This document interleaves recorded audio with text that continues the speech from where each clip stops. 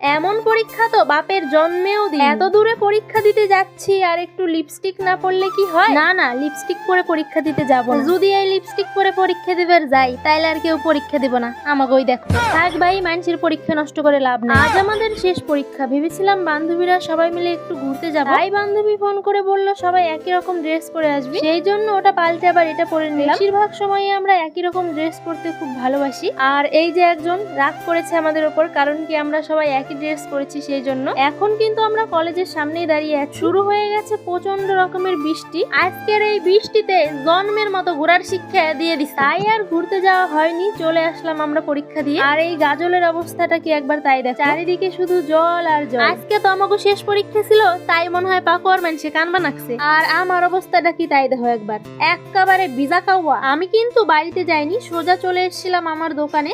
আর পেয়ে গেছিল খুব খিদে। তারপরে দেখো রাত্রেবেলা